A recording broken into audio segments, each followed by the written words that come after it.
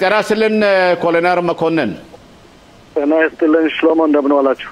በጣም እናመሰግናለን በየጊዜው ለምታደርግልን አስተዋጽኦና ቃለ መጠይቅ። በዛሬው ዕለት ሰፋ ያለ ውይይት ይኖረናል ካንተ ጋር። ከሁሉም በላይ ልጀምር የምፈልገው ካንተ ጋር በእርግጥ ወደ አዛን እንመለሳለን። አሁን የሊባኖሱ ወይም ደግሞ የሂዝቦላ ኢታማጆር ሹም እስራኤል ስለገደለችውና እሱም ስለተቀበረ እንግዲህ ሂዝቦላ የመነመነ ነውና ወደ ጦር መፍታቱ አቅጣጫ ይሄዳል ብለህ ታስባለህ?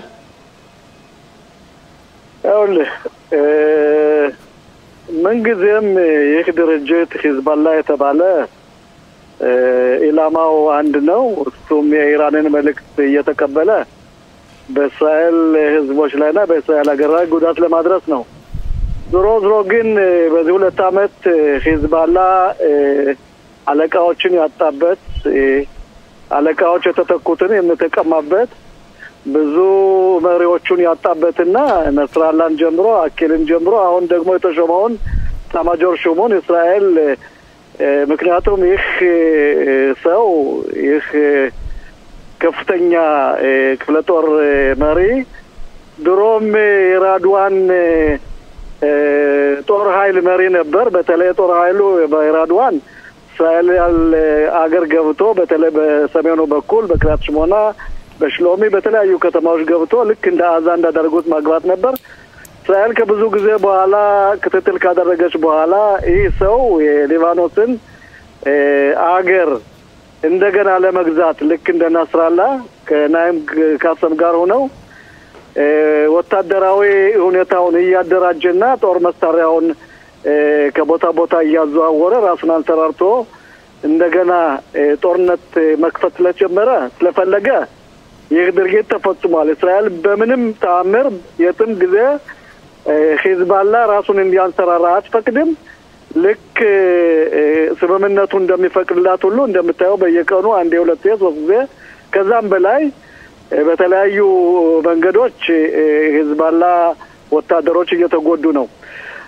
2 መልእክት ነው ያለው ሽሎሞ። አንደኛ ማንኛውም ቴሮሪስት እስራኤልን ለመጉዳት የሚንቀሳቀስ በሙሉ ይጎዳል ነው። ሁለተኛ ደግሞ ለሊባኖስ መንግስት በተለይ ጆዜፍ አንዋር እንግዲህ አንተ ስምምነቱን ተከትሎ የሂዝቦላን ጦር መሳሪያ የማታስፈታ ከሆነ እኛ በአገሬ ላይ ጉዳት እናደርሳለን፣ በዱሃ ላይ ሆነ የትም ቦታ ጉዳት እናደርሳለን። እኛ አንተን ለመርዳት ነው ያደረግነው። ምክንያቱም እሱ ይቁልፍ ሰው ነበር። ይቁልፍ ሰው የተቀማበት ምክንያት ለሊባኖሱ መንግስት በአንድ በኩል እርዳታ መስጠት ነው፣ ሌላው ደግሞ ማስጠንቀቂያ ነው። አይትናያችኋለን፣ ተጠንቀቁ፣ አታመልጡም የሚል አባባል ነው። ሊባኖስ ለወደፊቱ ተደራጅታ ጦር ትከፍታለች። ይሄን ወደፊት የምናየው ነው። በአሁኑ ሰዓት ግን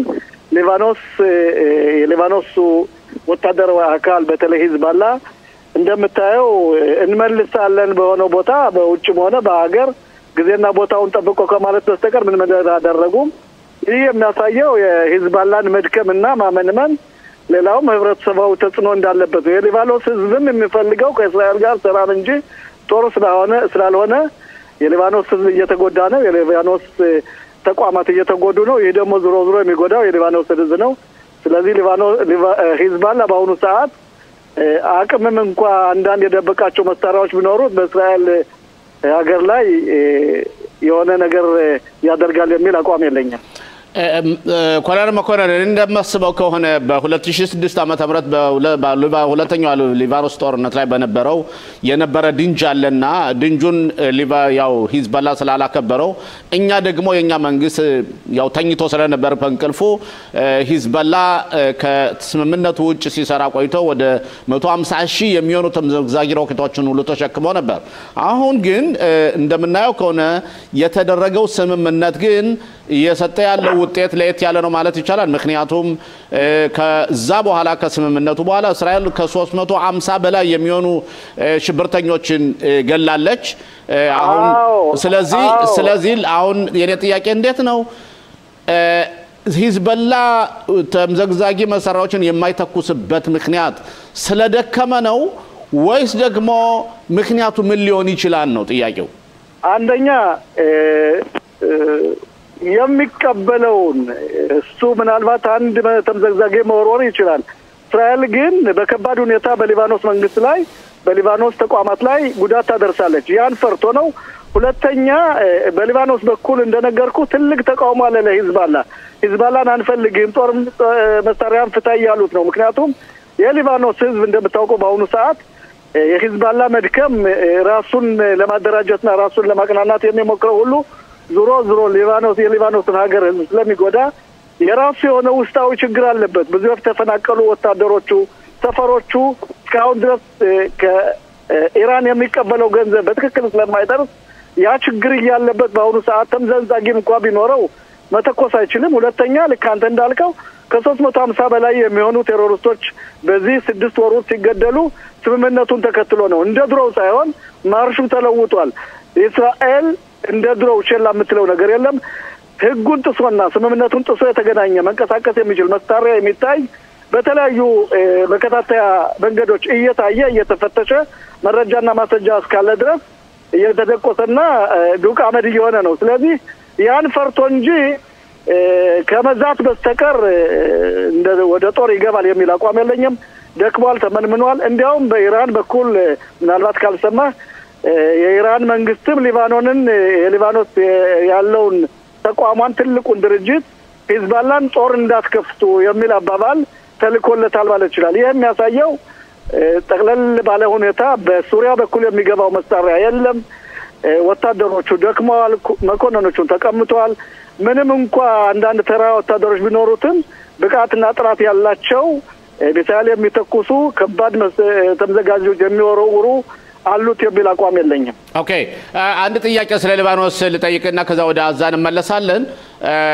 ይህ ሰውዬ የተገደለው ሰውዬ ከኛ የወተት ዝንቦች ከምንላቸው ወይም ከሁቲዎች ጋር እሱ ደግሞ ዋና አቀነባባሪያቸውና እንዲያውም አሰልጣኛቸው ነበር ይባላል። በተለይ የኢራን ግማሽ ተወላጅነት ስላለው ስለዚህ የወተት ዝንቦችም በዚህ አጋጣሚ ደክመዋል ማለት እንችላለን። የወተት ዝንቦች ደክመዋል ከማለት በፊት ይህ ሰው ቁልፍ ሰው ነበር። አንደኛ በጦር ያለው ልምድ በተለይ ይሄ ራድዋን ክፍለ ጦር የምንለው ልዩ ኃይል እሱን ያሰለጠነው። ሁለተኛ በኢራቅ እና በኢራን ውስጥም ልዩ ኮማንዶዎችን እየመለመለ አልፎ ተርፎ እስከ የመን እየሄደ ወታደራዊ አካል የሚያጠናክርና የሚያደራጅ መሳሪያ የሚያቀብል የሚያስተላልፍ ገንዘብ የሚሰጥ በጠቅለል ባለ ሁኔታ የአያቱላውን የኢራንን ስነ ስርዓት ሙሉ በሙሉ ለመተግበር ሲፈልግ ነበር። እነሱም ያውቃሉ። በአሁኑ ሰዓት እነሱም ይሄን ተቀምጠዋል። እንግዲህ እንደምታየው ሂዝባላ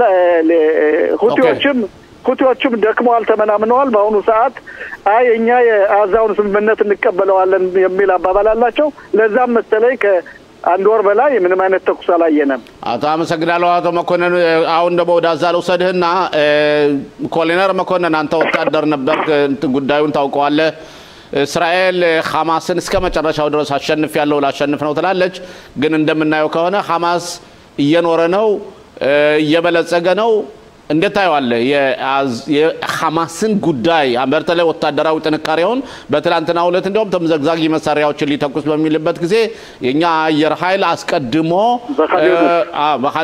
በኻን ዩኒስ ውስጥ ጉዳት ፈጽሟልና ስለዚህ ሐማስ እንዴት ነው እንደዚህ ብሎ ጥንካሬ የሚያሳየው? መኮንን ሐማስ ልክ እንደ ሊባኖስ ሂዝባላ የጦር መኮንኖቹ ተቀምጧል። በአሁኑ ሰዓት ያለው ኢዘዲን ሀዳድ የሚባለው ብቻ እንጂ አንዱ የራፍታህና የኻን ዩኒስ ክፍለ ጦር መሪ የነበረው እኛ በያዝናቸው ቦታዎች በዋሻ ውስጥ ነው የሚገኘው። እሱም በአሁኑ ሰዓት በእኛ ቁጥጥር ነው ምስር ማለት ይችላለሁ። ሐማስ እኛ ካወቅን ካዳ ለምን ነው የማይሸኙት? ምን ችግር አለ? አሜሪካ እጃችንና እግራችን አሰሩ ማለት ነው? አላሰሩም። እንዲያውም ሰምተህ ከሆነ የኤታማዦር ሹም የሚሉት ለመከላከያም የተሰጠው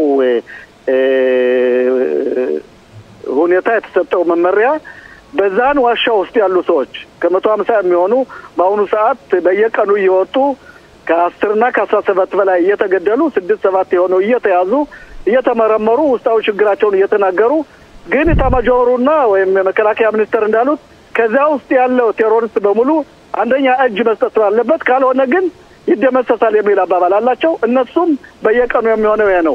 ጠቅለል ባለ ሁኔታ በአሁኑ ሰዓት በጋዛ ውስጥ እና ሽሎሞ ትልቅ ውዝግብ አለ። ሐማስ አለው ለማለት አንዳንድ ሚሊሻዎችን እያያዘ ጦር መሳሪያ እያከፋፈለ ገዥ ነኝ ለማለት ይሞክራል።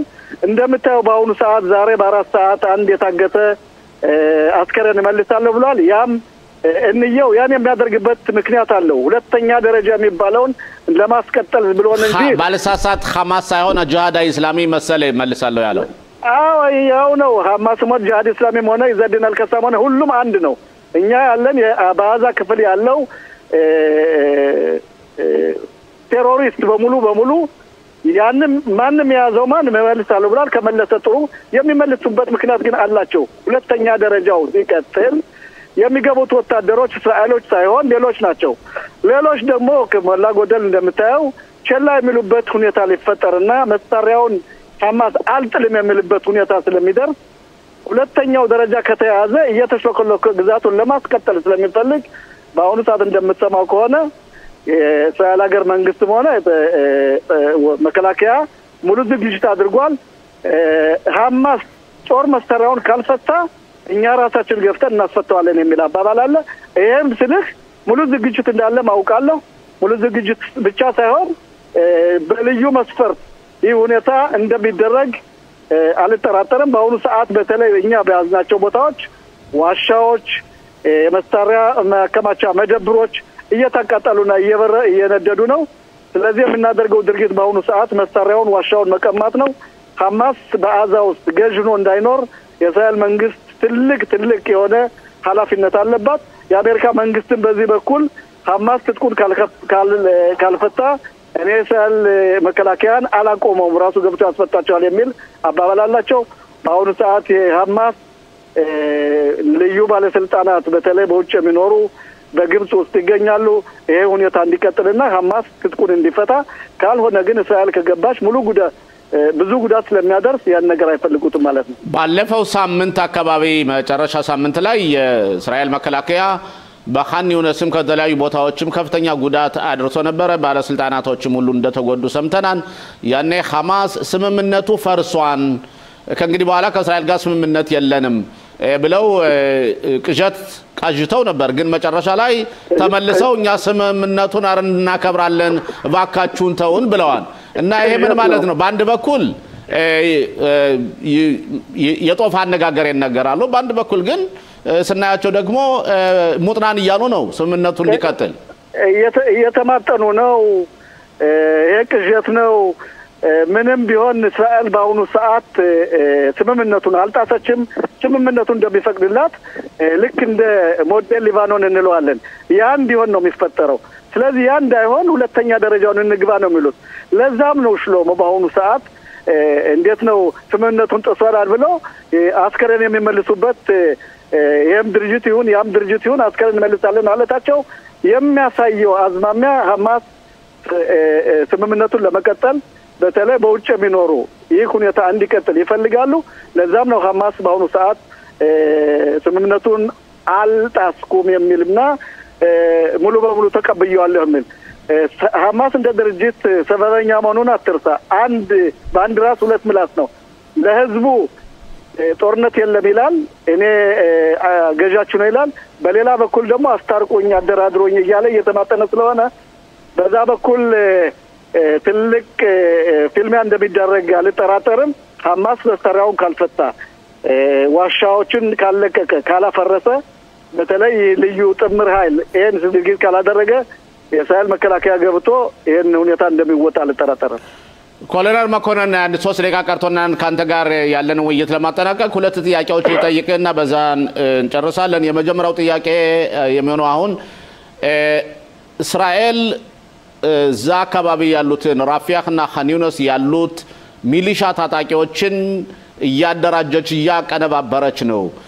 ያ ማለት ምን ማለት ነው ለምን አስፈልገ ለምን የጦር መሳሪያ ያዙ ሐማስን ተቃዋሚ ለመፍጠርና መጨረሻ ላይ እስራኤል ሐማስን እንደፈጠረችውና ከፋታህን ጎዳሉ ብላ እንዳደረገችው ሊሆን አይችልም ወይ መጨረሻ ላይ ልናዘር አንችልም ነው ይሄ አንዱ ጥያቄ ሁለተኛው ጥያቄ በኢታማጆር ሹሙና በመከላከያ ሚኒስትራችን ላይ በእስራኤል ካጽና በዘሚር ላይ መሐከል ያለው ውዝግብ የሁለቱ ፉክክር የኛን ወታደራዊ ስራ አያኮላሸውም ወይ አይጎዳውም ወይ ችግራቸው ለምን ነው ከወንበር በታች ነው ተቀምጠው የማይፈቱ መኮንን አንተ ስለምታውቅ ነው እንጠይቅ ጥያቄው እንግዲህ ዞሮ በእነዚህ ሁለት ትልቅ መሪዎች ላይ የሐሳብ ልዩነት ሊኖር ይችላል እንደሚመስለኝ ግን እነዚህ ትልልቅ መሪዎች የሀገራዊ ሁኔታ ስለሚያስጨንቃቸው ጠቅላይ ሚኒስትሩም በአሁኑ ሰዓት በእነሱ ላይ ንግግር እያደረገ መሰለኝ ስለዚህ ዞሮ ሁለቱም እጅና ጓንት ነው እንደሚሰሩ አልጠራጠርም ከራማት ካሉ የበለጠ ጥራት ያለው ብቃት ያለው ሰውም የለም መንግስት የወከለው የመከላከያ ሚኒስትርም አንዳንድ የሐሳብ ልዩነት ቢኖራቸውም ዞሮ ሁለቱ ትልቅ ሰዎች አንድ ላይ መስራት አለባቸው የሚል አቋም ነው ያለኝ ስለዚህ ይሄን እንደሚሆንም አልጠራጠርም ሁለተኛው ግን የጠየቀኝ ጥያቄ በአዛ ውስጥ የእስራኤል ተቋማት ወይም መከላከያ የሚያቋቁመው በራፍታና በኻን ታጣቂ ያልከኝ መረጃውና ማርሰጃው ስለሌለኝ እስራኤል አታስታጥቅም ስለማላውቀው በዚህ በኩል የምለው ነገር የለኝም ኦኬ ወደ ኢያል ዘሚር ልመለስና ኢያል ዘሚር ያደረጉት እርምጃ የወሰዱት እርምጃ በተለይ በ7 ቀን 10ኛ ወር 23000 ዓመተ ምህረት ጀነራሎችና ብዙዎች ባለስልጣናት የወታደር ባለስልጣኖች ስራቸውን አልሰሩም ብለው ቅጣት ወስደዋን ማረጋቸውን ማስቀምጠዋን እንዴት አየው እሱንስ ብዙዎቹ እንደምታውቀው በዚህ በኃላፊነት የሌሉትን ደግሞ ግና መሰረቱ እንደሚፈቅድለት ይሄን ነገር አድርጓል ይሄ ነገር በቂ ነው ወይስ አይበቃም ካልከኝ በቂ መስሎ አይታየኝም ለወደፊት ትልቁ ምርመራ በአገር አቀፋዊ ምርመራ ላይ ያለው ኮንሲኩዌንስ ምን ይሆናል የሚለውን ቆይተን የምናየው ነው ይህ አገራዊ ምርመራ መደረግ አለበት ካልከኝ ግን አዎ መደረግ አለበት ምክንያቱም ጥቅም 7 የደረሰብን ሽልፈት ለየት ባለ ሁኔታ ድክመታችን ያሳየ ወታደራዊ አካል የተኛበት ደህንነቱ የተኛበት ወገኖቻችን የተጎዱበት እስከሆነ ድረስ ይሄ ነገር ቸላ መባል የለበትም ውስጣዊ ህጉ እንደሚፈቅድለት ግን እነዚህ ሰዎች ከተጠባባቂ ግልገልና እንዳያደርጉ ማድረጉን ተገቢ መስሎ ይታየኛል ይሄ ነገር ግን አብቅቷል ወይ ካልከኝ ያበቃ አይመስለኝም ይቀጥላል ምርመራ ተደርጎ አንዳንድ ጄኔራሎች በተለይ ትልቅ ባለስልጣናት የነበሩ በኢንተሊጀንቱ በኩል የነበሩ ከደሞዛቸውና ዳርጋቸው የሚወሰድበት ጊዜ ሩቅ አይሆንም የሚል አቋም ነው ያለኝ ኮሎኔል መኮንን ተስፋ በጣም እናመሰግናለን በየጊዜው በመንደውልልህ ጊዜና በፈቃደኛ ሆነ በመምጣትህና አስተያየትክና ትንተናውን በመስጠትህ በጣም እያመሰገን ሰሞኑን መልሰን እንገናኛለን አመሰግናለሁ መልካም ቆይታ ለእናንተ ደህና ዋሉልኝ አሁን ዛሬ ካንቺ ጋር የመጀመሪያው አጀንዳችን የሚሆነው ስለ ሊኩድ የሚባለው ፓርቲያችሁ ያንቺ ፓርቲ ማለት ነው ውስጥ አዊ የሴንትራል ኮሚቴ ለመምረጥ ስትወዛገቡ ስትሯሯጡ ሰንብታችኋልና ውጤቱ እንዴት ነው ዶክተር ጸጋ በመጀመሪያ ደረጃ መሰግናለሁ ጤና ይስጥልኝ አቶ ሽሎሞ አድማጮች ተመልካቾች ሌሎች እንዳሉ ያላየሁምና ይቅርታ ለሁላችሁም ሰላም በመጀመሪያ ደረጃ ሊኩድ የሚባለው ፓርቲ በእስራኤል ሀገር ትልቁ የፖለቲካ ፓርቲ ነው አንጋፋ የፖለቲካ ፓርቲ 32 መቀመጫ ያለው ነው በጠቅላይ ሚኒስትር ቢንያሚን ኔታንያሁ የሚመራ ነውና በእስራኤል ሀገር ከሊኩድ የሚደርስ የፖለቲካ ፓርቲ የለም ያ ብቻ ሳይሆን ታላቅ ብቻ ሳይሆን የዲሞክራሲ ነው በሊኩድ ፓርቲ አባል መሆን ያስፈልጋል አባል የሆነ ሰው በተለያዩ ጊዜያቶች የምርጫ ሂደቶች አሉ አንደኛው በየከተማው የከተማው ተወካይ የሊኩድ ፓርቲን የሚወክል ያስፈልጋል ሌላው ደግሞ በየከተማው ደግሞ የአመራር የፓርቲው አባላት ምርጫ ይሆናል እና በትላንትናው ዕለት የነበረው በየከተማው የሊኩድ ፓርቲን የሚመራ መሪ ወይም ደግሞ የከተማው ተወካይን መምረጥና የሸንጎ አባላት የፓርቲውን መምረጥ ሂደት ነው የነበር። በአብዛኛው ከተማዎች ነው የተካሄደው። በጥቂቶቹ ደግሞ አስቀድመው ስምምነት ላይ ስለደረሱ ምርጫ አላካሄዱም እና የሊኩድ የውስጥ ምርጫ ነው እና ትልቅ የዲሞክራሲ ሂደት ነው። እንዲህ አይነት ምርጫ በሌሎች ፓርቲዎች ላይ አናይም። የተመራጩ አባላት የስራ ድርሻቸው በፓርቲው ውስጥ ምንድነው? ማለትም እነሱ ምን ያደርጋሉ? ተጽዕኖ ፈጣሪነታቸውስ እንዴት ነው በተግባር የሚታየው? ምንድነው የሚያደርገው ይሄ ሴንትራል ኮሚቴ ወይም ቪዳት ሊኩድ የሚባለው? በጣም ጥሩ ጥያቄ አቶ ሽሎሞ። እንግዲህ በየከተማው የከተማው ስኒፍ ቅርንጫፍ ወይም የከተማ ተወካይ የሊኩድ ፓርቲ በየከተማው ያለውን ሁኔታ ያንቀሳቅሳል፣ ፓርቲውን ያጠናክራል። የፓርቲው ጽፈት ቤት አለው፣ የፓርቲው የተለያዩ እንቅስቃሴዎች አሉ። ያ ማለት በከተማዋ የፓርቲው የበላይነትን መጠበቅ፣ ፓርቲውን ማጠናከር፣ የከተማ ከንቲባ ምርጫ ሲመጣ በምርጫው ላይ ፓርቲው ተወዳዳሪ ማቅረብ፣ ፓርቲው እንዲያሸንፍ ጥረት ማድረግ፣ ትልቁ ማለት ከስር ጀምሮ ከከተማ ወይም ከትንሽ መዋቅራት ጀምሮ መዋቅሩን ማጠናከርና ለአገር አቀፉ ምርጫ ለክነሴት ምርጫ ሊኩድ እንዲያሸንፍ ወይም የሊኩድ የበላይነት እንደተጠበቀ እንዲቆይ ማድረግ ነው። ከዛ በተጨማሪ ሞስዶት አለውም የሚባሉ የእስራኤል ብሔራዊ አጠቃላይ የሆኑ ተቋማት አሉ። እነዚህ ተቋማት አብዛኛዎቹ የተቋቋሙት እስራኤል ከመመስረቷ በፊት ነው። ምሳሌ ብንወስድ ሲስተዱት አጽዮኑት አለ። በዛ ስር የዓለም አቀፍ የጽዮናዊ ድርጅት ቴዎድሮስ ሄርጸል የመሰረተው ማለት ነው። አዎ ይሄ አለ። ከዛ በሱ ስር ሶክንታ ይሁዲት፣ ከረን ካየሜት፣ ከረና የሶድ የተለያዩ ብሔራዊ ሃር ሄርጸል የዓለም አገር አቀፋዊ አርካይቭ አለ። ደግሞ በዛም አሚጉር የሚባል አለ። የቤት ጉዳይ ብዙ ነገሮች አሉ። አዎ ሽሎሞ ብዙ ሰዎች ያላወቁት ይሆናል ብዬ የምገምተው በእስራኤል ሀገር ያሉ ብዙ ተቋማት በሙሉ የምናያቸው አሁን አንተ ቀደም የገለጽካቸው እንውሰድ፣ ሂስታድሩትን እንውሰድ፣ ኩፓት ሆሊምን ሳይቀር እንውሰድ። እነዚህ ትልልቅ ተቋማት ኩፓት ሆሊም ክላሊት ማለት ነው። አዎ እስራኤል ሳትመሰረት የተቋቋሙ ናቸው።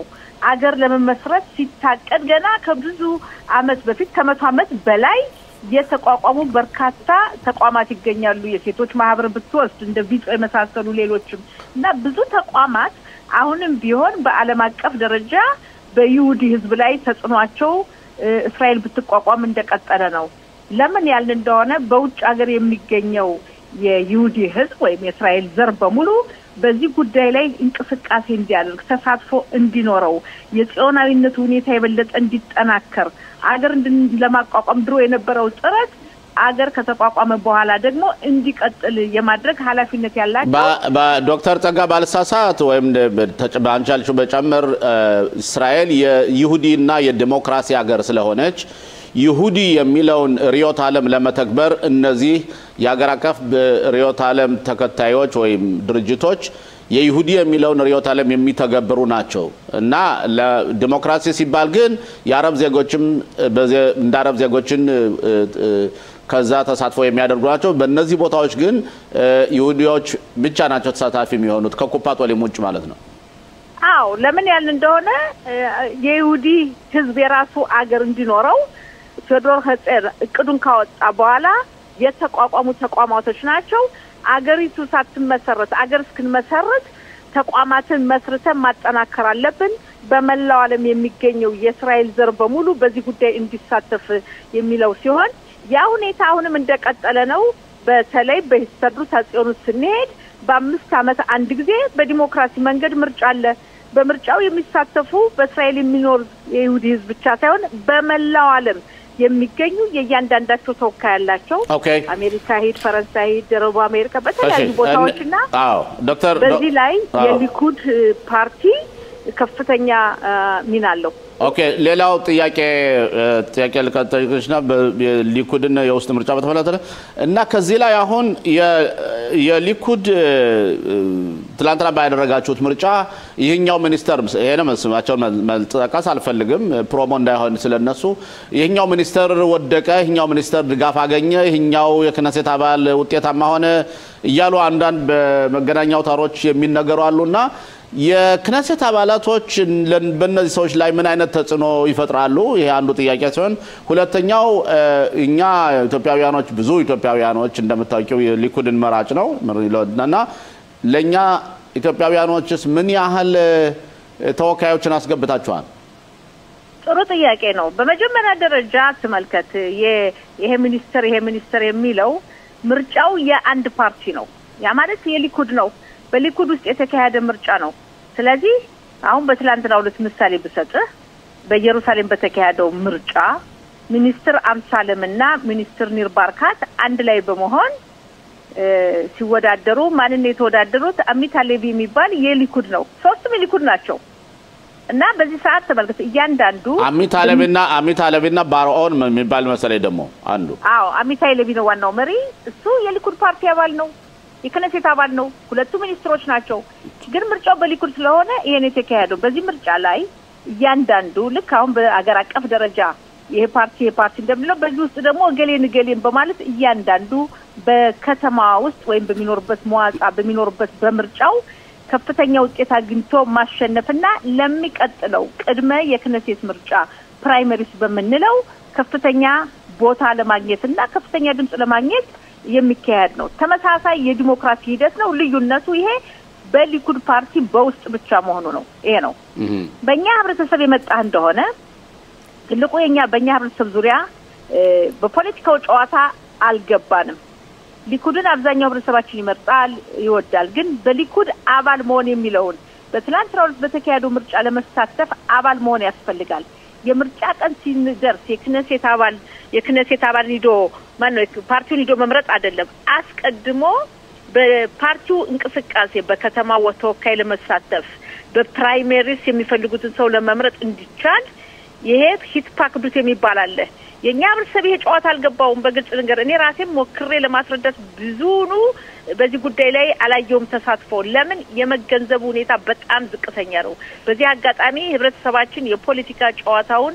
መጫወት ካልቻለ ተጽዕኖ ማሳደር አንችልም ሄዶ መምረጡ ብቻ አይደለም ከዛ በፊት ነው ጨዋታው መሆን ያለና የኛ ህብረተሰብ በምርጫው ሄዶ ሊኩድን ይምረጥ እንጂ 64 ሸቄል በአመት ላንድ ሰው ለባልና ሚስት 96 ሸቄል በአመት ከፍሎ አባል መሆን የሚለውን ብዙ ሰው አውቀውም የሚያውቁ ሰዎች አሉ ወደ 3500 የሚሆኑ አባል የሆኑ ሰዎች እነዚህ ሰዎች በየከተማቸው አሁን በትላንት በተካሄደው ምርጫ ተሳትፈዋል ለማዕከላዊ ኮሚቴ አባልነትም የገቡ አሉ የክነሴት አባልና የክነሴት አባል የነበረ ችግር የለም ምርጫ ማስቀርም አውቶማቲካሊ ወዲያው ነው አባል ምትሆነው ግን በሌሎች ከተማዎች ላይ ለምሳሌ በከደራ ገብተዋል ሰዎች በቤት ሸመሽ ገብተዋል በክፋር ሳባ በአንዳንድ ቦታዎች እንደዚህ ሰዎች ገብተዋል ግን በቂ አይደለም ድምጻችንና ኃይላችን በሊኩድ እንዳለው የምርጫው ጊዜ እንደምንሰጠው አይደለም ኦኬ ዶክተር መጨረሻ ላይ አንድ ደቂቃ ልስጥሽና አጠር ያለች መልስ እንሰጥ ይፈልጋለሁ ስለ ሃይማኖት ጉዳይ ክነሰት ላይ ያደረገሽው ንግግርና በተለይ የተቃዋሚ ፓርቲዎችንም ደጋፊ ፓርቲዎችንም እናንተ እዚህ የምታደርጉት ኤነርጂ የእናንተ የምታደርጉት እዚህ ውጣውረድ የተወሰነ ሰከንዶች እኮ ስለ ሃይማኖት አድርጋችሁ ቢሆን ኑሮ የሷን ጉዳይ አንስታችሁ አውርታችሁ ቢሆን ኑሮ ውጤት ምናል ሌላ ሊሆን ይችላል ምናልባት እቺ ልጅ ከአነሳለው ማህበረሰብ የመጣናት እናት አባቷ ሀብታሞች ስላልሆኑ እና የሀብታም ልጅ ስላልሆነች ነው ማህበረሰቡ በሙሉ የጉዳዩን የኢትዮጵያዎች ብቻና የቤተሰቦች አድርጎ ያለበት በጣም ተችተሻል እኔም በእውነት ከልብ ነበር ያዳመጥኩትና ልቤንም ነው በመት የነካው ማለት ይችላልውና እስቲ ባንዲት ደቂቃ ስለዚህ ጉዳይ ንገሬንና ዘግያት ብለሽ ስለመጣሽብን ፕሮግራማችን መቀጠል ስላለብን እናቆማለን እስቲ መልስ ስለዚህ ጉዳይ አመሰግናለሁ ተመልከት የሃይማኖት ጉዳይ አንድ አመት ከ10 ወር ሆኗል ትንሽ ከጠፋችበት ጊዜ አንስቶ እስካሁን ድረስ በክነሴት ያለማቋረጥ ንግግር ማሰማኔ ነኝ ከዛም አልፎ በባዳታሊያ በክሊታ ውይይት ብዙ ተካሂዷል በቫዳ ለቢትኮሎሚ ያገር ውስጥ የብሔራዊ ውይይት ላይ ኮሚቴ ምስጥራዊ ውይይት እንዲካሄድ አድርጋለሁ በውይይቱ መርማሪዎች መጥተው ተናግረዋል ምርመራውን ፖሊስ ተናግረዋል ያገር ውስጥ መረጃ ድርጅቱ የሻባካ አካል ተናግረዋል ይሄ ሁሉ ምን ነው ሁለት ፍለጋ አዘጋጅቼ አይታልኔና የክነሴት አባል ናኦር ሽሪ ሌሎችም የክነሴት አባል ተጨምረው ፍለጋ አካሂደናል ሌሎቹ ለምንድን መሰለ እንደዛ አይነት ቁጣ የተሞላበት ንግግር ያሰማሁት እዛ ቁጭ ብለው ለምሳሌ የሃይማኖት ጉዳይ ሲነሳ ቤንግቢር ምን አደረገ ይላሉ ቤንግቢር አይደለም እናንተስ ምን አረጋችሁ እያንዳንዳችሁ ምን አደረጋችሁ የሃይማኖት ጉዳይ የፖለቲካ ጉዳይ አይደለም እዚህ መድረክ ላይ እንደምትሰዳደቡት ተሰዳደቡ የምትውሉትን አንድ እጁን እንኳን ከሚሊዮኑ ስድባችሁ ለሃይማኖት ብታውሉት የሃይማኖት ሁኔታ በእስራኤል ሀገር በሰፊው ይሰማል ምንም ማረጋ ይቻላል አቶ ሽሎሞ ተናግረሃል ሃይማኖት የጠፋችን የተጠለፈች ልጅ ለመመለስ ሌሎቹ ባለሙያ ሙያ ይስሩ ይፈልጉ በህብረተሰቡ በኩል ብቻ ሳይሆን በእስራኤል ህዝብ በኩል ስለሷ መነገር አለበት የክነሴት አባል በረባ ውሃ ቀጠለ ብለው ሲሰዳደቡ ከሚውሉ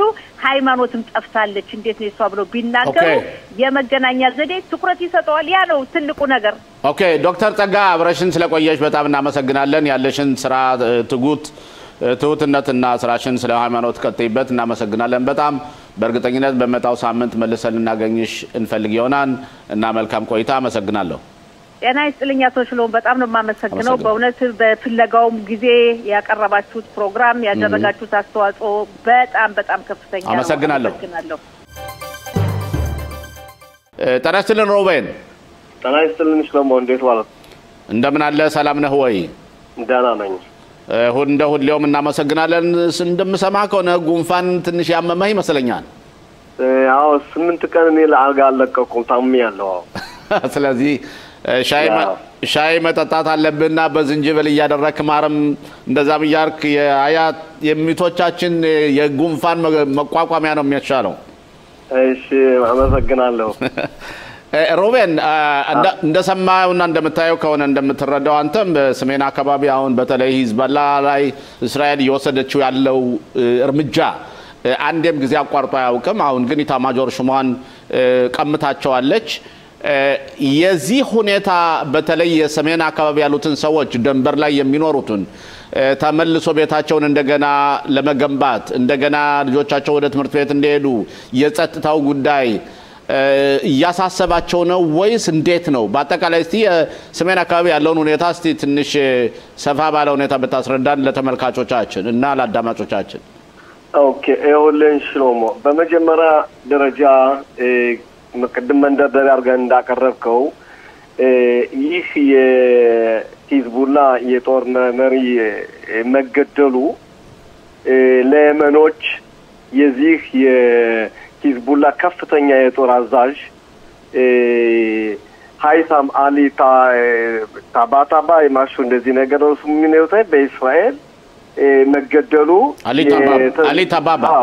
አሊ ታባባ መገደሉ በእውነት የየመንን ሁቲዎችን እጅግ በጣም ከፍተኛ ራስ ደሽታ ሆኖባቸዋል የሁቲ ምቅድና የሃይታም አሊ እቅድ በእስራኤልን በቅርብ ጊዜ በመውረር ጀብድነትን ለመጎናጸፍ ነበር ፕሮግራማቸው ሳይሳካላቸው ተሸክፈዋል ይህ ሽሎሞይ የጦር አዛዥ መገደል ሁኔታ በእውነት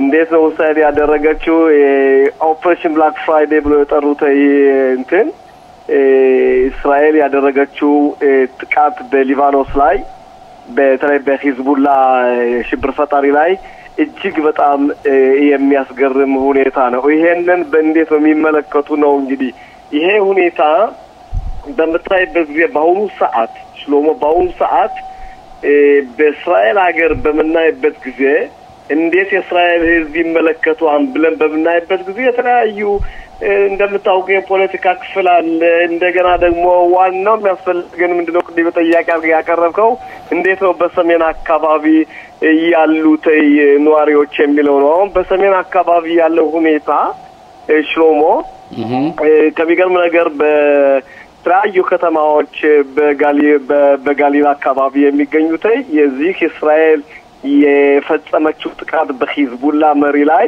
እጅግ በጣም ደስ ብሏቸዋል። ይሄንን ነው የምንፈልገው ነው ያለው። ይሄ ሁኔታ እንግዲህ እስካሁን ድረስ ከ65% በላይ ወደዚህ ወደ ቦታቸው የተመለሱት ያገራቸው ስደተኛ የነበሩት ወገኖቻችን እንደተመለሱ ነው። ግን ስታየው ህፃና ወይንም ወጣቱ ክፍል ግና አልተመለሰም። ከ65% ውስጥ ወጣቱ ክፍል ወደ ሰሜኑ ክፍል አልተመለሰም። ብዙ የዚህ አይነቱን ያስራቻ አለ። ግን ምናልባት እንግዲህ እስራኤል ይሄንን ነገር ቀስ በቀስ ነገሩ እየተስተካከለ በሚሄድበት ጊዜ ይመጣ ወጣቱ ክፍል ወደ ነበረበት ቦታ ይመለሳል የሚለውና በእስራኤል ከፍተኛ በግፊት በማድረግ ላይ ነው የምትገኘው። ሮቤን አንተ ማስተማሪ ነህ፣ ትምህርት ሚኒስቴር መሰለኝ የምትሰራውና በተለይ አንዱ በሰዎች ወደ ቤታቸው ተመልሰዋል አልተመለሰውም ብሎ መፈተኛው ትምህርት ቤቶች መከፈታቸው ነው። ልጆች እዛ ትምህርት ቤት እዛ አካባቢ ከድሮው ከ3 አመት በፊት ወይም ከ2 አመት ከጦርነቱ በፊት ሲመዘገቡት የነበረው ትምህርት ቤት ተመዝግበው ስለሆነ አሁን ጭራሽ ያልተከፈቱ ትምህርት ቤቶች አሉ እንዴ?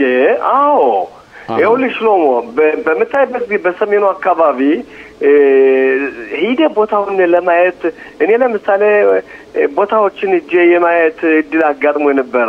እዛ አካባቢ ስታየው ነገሩ አይደለም ብዙ ድመቶች በየቦታው ሲሾጉት በታይበት ቦታው ፈራርሶ ቤቱ ፈራርሶ የነበረው ሕክምና ለህብረተሰቡ ሲሰጥ የነበረው ቦታዎች አካባቢ እንዳይሆኑ ነው የምታየው። 65% ተመልሷን ብለህ ብትናገርም ቢሆን የአካባቢ ሁኔታ ተገንብቷን ብለህ ደስ በሚል ሁኔታ መናገር አልችልም እና ይሄ ነው የሚመስለው ሽሎሞ። በተለይ የቱሪዝም ቦታዎች አሉ ጺመር የሚባሉ ማለት ነው እነሱ እንዲሁም በተለይ ቅሪያት ሽሞና ለምሳሌ የአካባቢ እዛ አካባቢ ዋና ከተማ የምትባለው ቅሪያት ሽሞና ናትና የቅሪያት ሽሞና ነዋሪዎችም አልተመለሱ ማለት ነው። አንደኛ ጥሩ ጥያቄ ነው የጠየቀው።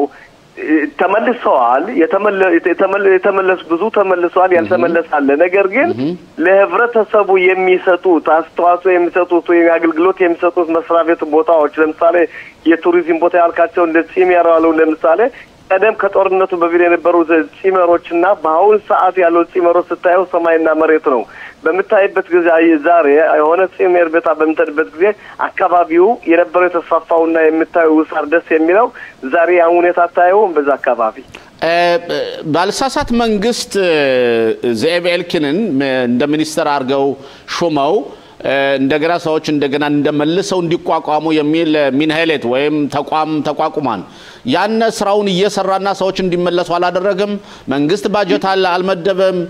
ሰዎች ምንድነው የሚናገሩት? እኔ በዛ አካባቢ የሆነ የመዋጻ ኃላፊ ሲናገር ሰምቸው መንግስት የሚያስፈልገውን እርዳታ ያደረገልን አይደለም ነው የሚል ትንሽ ኮምፕሌንም ሰምቻለሁ። ትክክል ነው ብለህ ትገምታለህ? በመጀመሪያ ደረጃ መንግስት በዚህ ጦርነት ምክንያት ወደዚህ በሰሜኑ አካባቢ ክራሽ ሞና ያመሳሰለ በጋሊላ አካባቢ የተመደበው ባጀት ብዙ ቢሮክራሲ የሞላበት ነው። ይሄ ነው እንግዲህ የሰውነን የመመለስ ሁኔታ ትንሽ እግራቸውን ወደ ኋላ የጎተተው። የዚህም እንግዲህ የዚህ አይነት ሁኔታ አንድ ነገር አደርጋለሁ በምትልበት ጊዜ የቢሮክራሲ ሁኔታ ገንዘቡ ሙሉ በሙሉ ደርሷል ወይ ያነ ቦታ ከተፈለገው ሙያ ወድቋል ብለህ ለመናገር አያሳፍርም። ስለዚህ በምታይበት ጊዜ ለምሳሌ ራሽያ ወይንም ደግሞ የከተማዎች ኃላፊ የሆኑት ከንቲባዎች እነሱ በመጠየቅበት ጊዜ ያለውን ሁኔታ በኤልኪን በኩል ያለውን ሁኔታ በጥሩ አይና ያዩትም ደስ በሚል ሁኔታ አይደለም የምታዩት። ስታያቸው የሚናገሩት ሁኔታ እስራኤል በጋሊላ አካባቢ በተለይ በሰሜን በክራሽ ሽሞና በሽሎሚ በተለያዩ ቦታዎች ያለውን ሁኔታ የማቋቋሙ ሁኔታ እጅግ በጣም ዝግታማና ያለው ሁኔታ ያካዱ ሁኔታ ደካማ መሆኑን ነገር ነው ሲገልጹና ሲናገሩና ኡይስ ሲሉ የምናዳምጣቸው አብዛኛውን ጊዜ። በጣም የሚያሳዝን ነው። በነገራችን ላይ እነዚህን ሰዎች መልሶ ማቋቋሙ የብሔራዊ ጉዳይ ስለሆነ የሰሜኑ አካባቢ ጠንካራ ከሆነ ሀገራችንም ጠንካራ ትሆናለች በሚለው ሁላችን እናምናበታለን።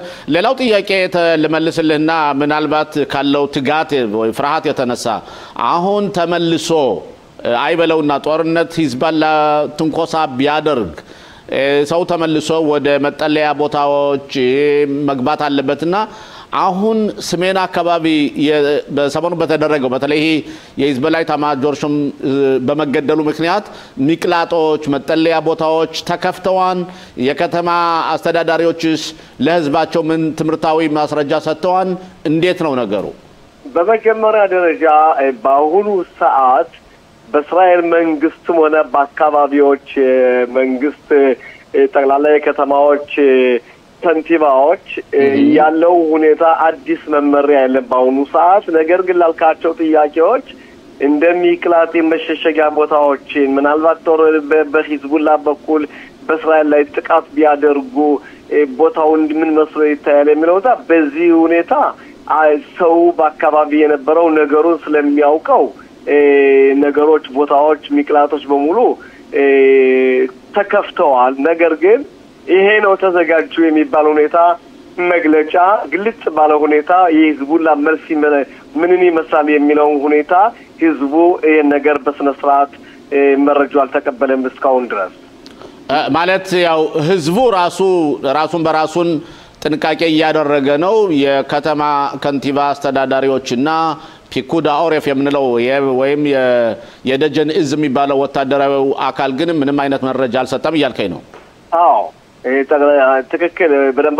በደንጋገር የገለጽከው አሁን የዚህ አይነት ሁኔታ ነው ያለንበት ሁኔታ። አሁን ትንሽ ምናልባት የሚያስፈራው ምንድነው ሁላችንም እንግዲህ የኢራን ጠቅላይ ብሔራዊ የጸጥታ ምክር ቤት ጸሐፊ አሊ ላሪጃኒ በቤይሩት አካባቢ በተፈጸመው ጥቃት በእስራኤል ላይ ከፍተኛ የሆነ ፊት ለፊት ጦርነት መክፈት አለብን የሚል መልእክቶችን ልኳል። ይሄ ለምሳሌ ይሄንንም ዝም ብለን መመልከት አያስፈልግም። እንደገና በሁቲሙም ሆነ በአዛም ሆነ በተለያዩ ሁኔታ እስራኤል የጀመረችው ሁኔታ እስካሁን ድረስ አልተጨረሰም። ሰው በስጋት ላይ ነው ያለ፣ በተለይ በዚህ በሰሜኑ አካባቢ ሽሮሞ። አሁን የእናንተ አካባቢ ሰዎች እስራኤል ሂዝቦላን አጥቅታለች አሸንፋለች ነው ብሎ የሚያስበው ወይስ ሂዝቦላ ጠንካራ እንደሆነ እንዳለው የጦር መሳሪያ እንዳለው ከዛ በፊት ሲያስፈራን እንደነበረው ሲያጉራሩ እንደነበረው እንደዛ ነው ሰው ምንድነው የሚያስበው ስለ ሂዝቦላ? እንደ ሂዝቦላ ማለት ነው ህዝቡ በአሁኑ ሰዓት በአካባቢያችን ያለው ሀሳብ ምንድነው? ሂዝቦላ ከአሁን ቀደም የነበረው ህዝቦላና አሁን ያለበት ህዝቦላ የሂዝቦላ የሽብር ፈጣሪ ሁኔታ ሰማይና መሬት ነው በአሁኑ ሰዓት። ስለዚህ ነው ለምሳሌ እስራኤል በዚህ በጦር መሪያቸው እስራኤል ጥቃት አድርጋ በምትገልበት ጊዜ እስካሁን ድረስ መልስ እንመልሳለን የሚል ሁኔታ አትሰማም። ምናልባት መልስ ቢያደርጉ በእስራኤል ላይ ጥቃት ቢፈጽሙ እስራኤል የመረረ የከፋ ሁኔታ ስለሚደርስባቸውና ከነበሩት እስካሁን አሁን ካሉበት ጠቅላላ ስለ ፍራቻ ስላለባቸው እስራኤል ከፍተኛ ጥቃት ስለምትወስድባቸው በአሁኑ ሰዓት ሂዝቡላ በእስራኤል ላይ የምለሳ ጥቃት አደርጋለሁ የሚለው ነገር የለም። አንደኛ ይሄ ሲሆን በሁለተኛ ህዝቡ የሚመለከተው ምንድነው? ድሮ የነበረው ሂዝቡላና በሐሰን ናስራላ የነበረው ሂዝቡላና በአሁኑ ሰዓት ያለው ሁኔታ እጅግ በጣም ዝቅተኛ መሆኑን የአካባቢያችን በክራዮት በሃይፋ ያለው በሙሉ ይረዳዋል ይሄን ነገር። ኦኬ አመሰግናለሁ ሩቤን። አሁን ደግሞ እስቲ ወደ ሌላ አጀንዳ ልውሰድህና ሩቤን ሁለት ጥያቄዎች ልጠይቅ እፈልጋለሁ። አንደኛ ባለፈው እሁድ ዕለት መሰለ ባልሳሳት ጽፋት አካባቢ ሃይማኖት ካሳን የፍለጋ ፕሮግራም ተሳትፎ ነበር። የናንተ ሚኒስተር ትምህርት ሚኒስተር ተማሪዎች እንደው እንዲያስፈልጉ አብሮ ተባባሪ አድርጓን ወይስ እንዴት ነው ያሳለፋችሁት እናንተ የሷን የፍለጋዋን ጉዳይ? የክነስት አባላቶች ማመበሩ መተው እዛው አካባቢ እንደወሩና አንተ በሷ ልጅ ጉዳይም ብዙ ጥያቄዎችን ምትጠይቅ መሆንከን ስላወቅኩ ነው። ይውልን አንደኛ የሃይማኖት እስካሁን ድረስ ያለ መገኘት በእያንዳንዱ የጠቅላላ በተለይ ቤተ እስራኤላዊ በእኛ ህዝብ ላይ ራስ ነው የምትገኘው ምክንያቱም እጅግ በጣም የሚያሳዝን ሁኔታ ነው ያው ውድረት በተደረገው ሁኔታ በየትምህርት ቤቱ ስለሷ ሁኔታ ይነገራል ነገር ግን ውድረት በነበረው ትምህርት ሚኒስተር ግልጽ ባለው ሁኔታ ፍለጋ ስላለ ባንድ ላይ በመሆን አድማ በማድረግ የሃይማኖቱን ሁኔታ ተብሎ በይፋ ተነግሮ በትምህርት ቤት ይህ ነገር እንዲነገርና ይሆን ከፍለጋው እንዲሳተፉ አለውን ካለ ደግሞ የጠፋችበትን ሁኔታ እንትን በማንሳት በየትምህርት ቤቱ ስለሷ ሁኔታ እየተነሳ ገለጻ መደረግ አለበት የሚለው ሁኔታ ሲካሄድ በደንብ አታየውም ይሄም በደንብ አይታየውም ለምታይበት ለምሳሌ ካሁን ቀደም በአዛ የተጠለፉት በነበረው በ7 ኦክቶበር የተደረገው ሁኔታ በነበረበት ጊዜ ትምህርትን ከመጀመር በፊት ጠቅላላ በየትምህርት ቤቱ የሚገለጸው ምንድነው እንዴት ይህ ነገር ሆነ ሁሉ ጊዜ በውጭም ቢሆን ያለው ሰላማዊ ሰልፍ አድማ ሁላ ነበር ስለ ሃይማኖትም በተመለከተ ግና በየትምህርት ቤት የዚህ አይነት መመሪያ ትምህርት ሚኒስተር የሰጠ መስሎ አይታይም ኦኬ ሮቤን መጨረሻ ጥያቄ በእርግጥ በስግዱለት አሞህ ይሄድ አልመሰለኝም ሄደ ከሆነ እንደምታውቀውኛ ስግድን በየአመቱ እናከብረዋለን እኔ እናንተ እንኳን ቦበር አብረን ስናከብረው ነበር የልጅነት ትውስታ ማለንና አሁን ኢትዮጵያ ሲደረግ የነበረውን የበዓል አከባበርና የዚህን ሀገር ስታየው ኢትዮጵያ የበለጠ መንፈሳዊ አከባበር ነው የዚህ ግን የሙዚቃና የልብስ መሸጫ የመጽሐፍ መሸጫ ፌስቲቫል መስሎ ይታያል እንዴት ነው የምታየው እንደ አስተማሪ እንደ መምህር ማለት ነው ስለሞ በደንብ አርገነው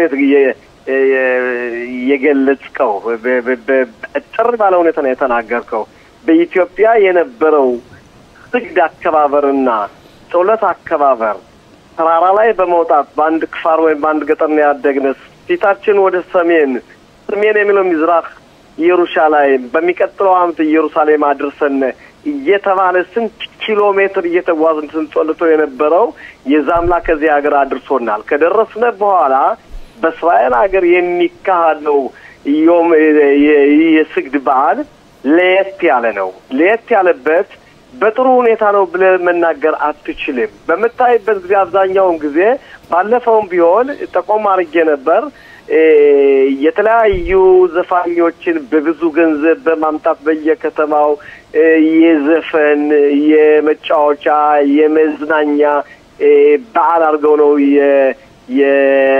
የወሰዱት ይሄንን በዓል ስለዚህ እዚህ ሀገር የሚካሄደው በዓል ማነው የስግድ በዓል ስታየው የፖለቲካ የተቀላቀለበት በዓል ስግድ ብሎ ነው የምታየው በጣም ያሳዝን ሁኔታ ነው በመታየበት ጊዜ ስታየው ዳቦ መቁረስ መናገር አውቶቡስ መሰብሰብ ካልሆነ በስተቀር ጾለት እየጾለቱ ታሪክ እየተተረከ በኢትዮጵያ የነበረው ሁኔታ እዚህ ከትውልድ ኢየሩሳሌም የለም ሀባል መውድ እና ስለዚህ ይሄንን ነገር በደንብ አርገን ያስቀመጥከው ሽሎሞ ሮቤን ያው እናንተ የትምህርት ሚኒስተር ሰዎች ናቸውና አስተማሪዎች ናቸው በየመስሪያ ቤቱ በየቦታው ያለውን ሁኔታ እንዲለወጥ የማድረግ ግዴታ አለባችሁ ሁላችንም ማለት ነው እናንተ ብቻ ሳይሆን ወደ መሰረታዊ የሃይማኖት አከባበር ብንመለስ ሁላችንም ደስ ይለናል ለማንኛውም ሮቤን አብረን እንደነበረው ቆይታ በጣም አመሰግናለሁ በየጊዜው እየደወልን አንተን ቃለ መጠይቅ እንዳርገልስ እንጠይቅ ፈቃደኛ በሆነ በመምጣትህ በጣም ያመሰገንኩ ሻዩንም ቡናውንም ዝንጅብሉንም ጣጣ ደግሞ ተሎ እንድትድንልን ተስፋ እናደርጋለን መልካም ቆይታ ጤናህን ይስጥ እግዚአብሔር እላለሁ አመሰግናለሁ ሽሎሞ ጤና ይስጥልን ደህና ሁኑልኝ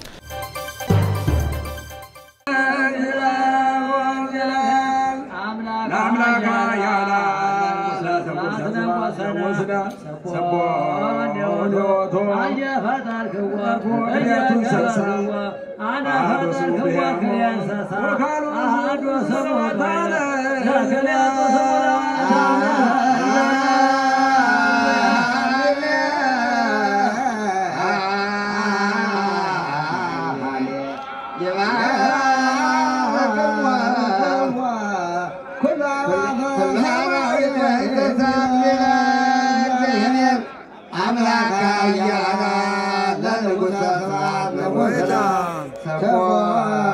የክኔሴት አባል ዶክተር ጸጋ ፈንታሁን እንኳን ለስግድ በዓል አደረሰሽ አደረሰን እላለሁ። ድባቡ እንዴት ነው ዶክተር? በመጀመሪያ ደረጃ ወንድሜ ተስፋዬ አንተንም እንኳን አደረሰ። ሁላችንም በሙሉ በጣም ደስ ይላል። እንኳን የእስራኤል አምላክ ለዚህ አበቃን። እዚህ ቦታ ለመድረስ ስንት ትግል ተካሂዷል እና በጣም የሚያስደስተኝ በኢትዮጵያ ይሁዳን አጠቃላይ ድርጅት በይርጉንጋግ በዛ ዘመን ይሄ በህግ ከመደንገጉ ከ2008 ዓመተ ምህረት በፊት ይካሄድ የነበረው ትግል እዚህ ቀላል አይደለም። በዚህ አጋጣሚ በእውነት ለዚህ ከፍተኛ ትግል ያደረጉትን ሳላመሰግን አላልፍም። ጥሪ ብትለኝ አዲሱ መሰለ፣ ሽሎሞ ሞላ፣ ረሃሚ ማላዛር፣ ባቡ ያዕቆብ፣ አብርሃም ይርዳይ ይቅርታ ያርጉልኝ ሌሎችን ረስቼ ከሆነ ሞሸባታ ሌሎችም እና በከፍተኛ ትግል ነው እዚህ ያደረስነውና በጣም ደስ ይለኛል። ሌላው እንግዲህ በእውነት ከ30 ዓመት በላይ የሆነ ነው እዚህ ቦታ ላይ ባውን ከወደፊት ሐሳባቸው እቅድ የሚያወጡት ይሄንን መንግስት ፈቅዶልን ይሄ ቦታ ለኢትዮጵያኖች በየአመቱ የምንገናኝበት ሰፋ ያለ ነገር ይሰራ ያሉ ቄስ አብዩም በቃለ መጠይቅ ተናግረዋል። በዚህ ሐሳብ እንዴት ነው? ተመልከት፣ ይሄ መሬቱ የማን ነው? አላፊው ማን ነው? የኢየሩሳሌም ከንቲባ የመንግስት ጥያቄ አይደለም። መንግስት በአንድ ከተማ ይሄ ቦታን ስጡ ብሎ አይወስንም። ታውቃለህ ብዙ ሂደት አለውና ቢሆን ደስ ይለኛል። በጣም የሚያምር ቦታ ነው። ከዚህ የበለጠ ደስ የሚል የለም። ይሄ ቦታ የተመረጠበትም ትልቁ ምክንያት በኢትዮጵያ የስግድ በዓል ሲከበር ተራራ ላይ ስለሚወጣ ያንን የሚያመለክት ትልቁ ቦታ ኢየሩሳሌምን በሙሉ ምናይበት ስለሆነ ነው። እሺ እንግዲህ በመጨረሻ ለህዝቡ መልእክት ካለሽ? በመጀመሪያ ደረጃ የተከበራችሁ ወገኖች እንኳን ለዚህ በዓል አደረሰን። ህብረተሰባችን የሚያኮራ ነው። እዚህ የተደረሰው በብዙ ሰዎች ትግል ነው። በህይወት ያሉት ይበርቱ እና ጠንክራቸው፣ በህይወት የሌሉትን ነፍሳቸውን ይማር። ወገኖቼ በሙሉ በዚህ አጋጣሚ የሚገልጸው ምን ያክል ጠንካራ እንደሆነ ህዝቡ ያውቀው።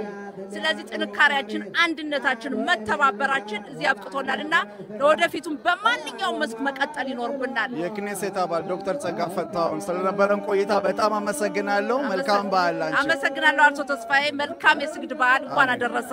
እሺ ጤና ይስጥልኝ። ስሞትንና የሥራ ድርሻዎትን ቢነግሩን። ጤና ይስጥልኝ። ፈንታሁን አሰፋ ዳዊት እኔ የሞረሸት ያዱት ኢትዮጵያ የኢትዮጵያ ይሁዳን ቅርስና ባህል ማዕከል ሊቀመንበር ነኝ። እንግዲህ ይሄንን ፕሮግራም ይሄንን በዓል ከመጀመሪያ እስከ መጨረሻው በእናንተ አዘጋጅነት ነው መስሎ የሚታየኝ። ልዩነት አለው። የዛሬ ዓመት በጦርነት ጥላ ስር ነበርን። በዛሬ ጊዜ ደግሞ ለየት ባለ ሁኔታ እንደውም የአየር ጸባዩ በጣም ጥሩ መስሎ ይታያል። እንዴት ነው የዓመት በዓሉ ድባቡ? እንዴት አንደኛ አሁን ባለፈው ዓመት ከዚህም ንግግር ባደረኩ ጊዜ ብዙ የኛ ህብረተሰብ አካል የነበሩ እስራኤላውያን አዛ ውስጥ ገብተው ያነሱ እንዲመለሱ ትልቅ ጸሎት አድርገን ነበር። በዚህ ዓመት እግዚአብሔር ይመስገን ብዙዎቹ በተለይ በህይወት ያሉት ሁሉ መጥተዋል። እንግዲህ የቀሩት ሶስቱ ደግሞ በሰላም እንደሚመጡ ነው። ከዚህ በተጨማሪ ደግሞ መርሳት የሌለብን ሃይማኖት ካሳው እሷም ቢሆን ሄዳ ጠፍታለች። እሷ እንግዲህ በሚቀጥለው ዓመት ትልቅ ጥሩ ብስራት እንደሚኖረን ነው። እንግዲህ አንዱ ልዩነቱ በዚህ ዓመት ያው ባለፈው ዓመት የነበሩት ተመልሰዋል፣ ቤታቸው ገብተዋል ከሶስቱ በቀርና ከሃይማኖቶች። ዝግጅቱን በተመለከተ ያው በየዓመቱ እንደምናደርገው የኢትዮጵያ ይሁዳውያን ቅርስና ባህል ማዕከል ከተለያዩ መስሪያ ቤቶች የጠቅላይ ሚኒስትሩ መስሪያ ቤት፣ የባህልና የስፖርት መስሪያ ቤት እንዲሁም ሌሎች አጋሮች ጋር በመሆን ይሄ የዛሬው ቀን በስነ ስርዓት ከባለፈው በበለጠ ቀለል ባለ መንገድ ብዙም ውጣ ውረድ ሳይኖረው እንዲፈጸም ጥረት አድርገናል። አሁን እንግዲህ ጥሩ እየሄደ ነው ለማለት ፈልጋለሁ። እንግዲህ ይሄ ማዕከል በእውነት የቤተ እስራኤልን ቅርጽ ብቻ ሳይሆን ባህሉን የወደፊት ትውልዶች ከታሪክ ወደ ታሪክ ለማዘዋወር በጣም ትልቅ ኃላፊነት አለው። ለዚህ ፕሮግራም ለወደፊት እቅድ አላችሁ ወይ? ከወጣቱስ ጋር እንዴት ነው እየተሰራ ያለው? አዎ እንግዲህ ማዕከሉ ጠቅለል ባለ መልኩ በመስፋፋትና ብዙ ነገሮችን ወጣቱንም ለመማረክና ወጣቱ ታታሪ በሆነ መንገድ ትልቅ አስተዋጽኦ እንዲያደርጉና የኛ አብረው አጋር ሆነው ለወደፊት ትውልዱን እንዲተኩ ለማድረግ ትልቅ ጥረት እያደረግን ነው። ማዕከሉ እንደ መጽሐፍት ቤቶችን ሙዚየሞችን የተለያዩ ቅርስ ያላቸውን የኢትዮጵያ ይሁዳውያንን ሃይማኖቱን ባህሉን ምግባሩን የሚያመለክቱ ነገሮችን በሙሉ ካንድ ላይ በማጠራቀም የኢትዮጵያ ይሁዳውያንን ታሪክ በመጻፍና ያን ለውጭ ትውልድ ጠቃሚ እንዲኖረው ለማድረግ ትልቅ ጥረት እያደረግን ነው። ያን ማዕከል ደግሞ ወይም ደግሞ ሙዚየሙ በቅርቡ እንደሚከፈት ባለሙሉ ተስፋ ነኝ። ምናልባት በሚቀጥለው ዓመት ያ ተከፍቷል ብለን ደግሞ ብስራት እናደርግ እንደሚሆን ትልቅ ተስፋ አለኝ። ለዚህ እንግዲህ ትልቅ ጥረት እያደረግን ነው ማለት ነው። ለሙዚየሙ ቦታ ተመርጧል። ኢየሩሳሌም ነው የት ነው? አሁን እንግዲህ ያለንበት ቦታ ትልቅ ቦታ ነው። ለጊዜው ቴልአቪቭ ከነበረው የበለጠ ትልቅ ቦታ ነው። አሁን ለጊዜው የምናደርገው ከዚያው ካለንበት ቦታ ነው። አንድ ትልቅ ቆማ ነው። ያንን አዋቂ ባለሙያዎችን በማምጣት ፕላኑን እያወጣንና ያን ተጨርሶ ለህብረተሰቡ እንደሚከፈት በቅርቡ ባለሙሉ ተስፋ ነኝ። ዋናው ግን እኔ በዚህ ስልጣን እያለሁ ትልቁ ዋናው ዓላማ ህልሜ ምንድነው? ከዚህ ካለንበት ቦታ ሞጥተን ለኛ ለግላችን የሆነ ራሱን የቻለ ቋሚ ቦታ በመቀበል ያንን ቦታ እንደሌሎችም ሙዚየሞች እንደሌሎችም ባህላቶች አቋቁመን የራሳችን ቦታ ተብሎ የሚጠራ ያንን ቦታ ለማስገኘት ትልቅ ጥረት እያደረኩ ነው። በእግዚአብሔር እርዳታ በቄሶቹ ጸሎት በህብረተሰቡ ጸሎትና ለመና ይሄም እንደሚሳካ ባለሙሉ ተስፋ ነኝ። እንግዲህ እኛም ምኞታችን ነው። ምኞት እስኪሳካ ድረስ እኛም እንግዲህ ክትትል እናደርጋለን። በመጨረሻ ለህዝቡ ለህብረተሰቡ በጣም የሚሉት ካሉ ያው እስከዚህ ኢትዮጵያም እያለን ወደዚህ ሀገር እንድንመጣ ያበቃን የአያቶቻችን የቅድመ አያቶቻችን ጸሎታቸው ምንም እንኳን ብዙ ችግር ላይ ቢኖሩም ትልቅ ውድቀት ላይ ቢኖሩም ሃይማኖታቸውን አረሱም። በቆራጥ አመራርነት ለነሱ ሳይሉ ለመጪው ትውልድ ብለው ያላቸው ህልም ዓላማቸው ምንድነው?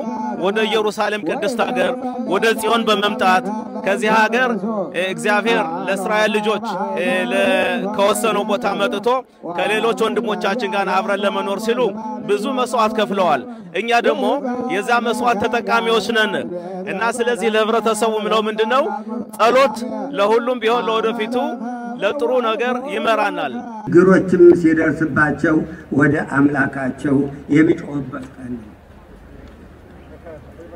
በመጽሐፈ ነህምያ ምዕራፍ 9 ቁጥር 1 እንዲህ ይላል፣ ወይረጉ ደብረ ለላመት ከመይሰግዱ ለንጉሥ ለፈጣሪነ እግዚአብሔር ወጸርሁ ሀበ እግዚአብሔር አምላኮሙ በማለት እዝራና ነህምያ ያከበሩት። ባለፈው ዓመት አገራችን በጦርነት ላይ ነበረች። ወታደሮቻችን እየሞቱ እየቆሰሉ ወገኖቻችን ባረመኔው በሐማስ እጅ በጉድጓድ ተቀብረው በስቃይ ነበሩ። አምላካችን ግን ይህን ሁሉ አሳልፎ ለማየት አበቃን። አሁን የምንገኘው ከቄስ ሮይ ተዋበ ጋር ነው።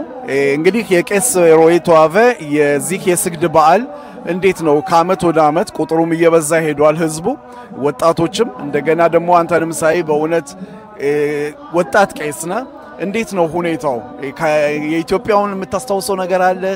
ከዚህ ሀገር ጋር ስታስተያየው ልዩነቱ ስለ በዓሉ ድባብ በጠቅላላ ደገፍ አድርገህ ጠቅላላ አድርገህ ብትነግረን ቄስ።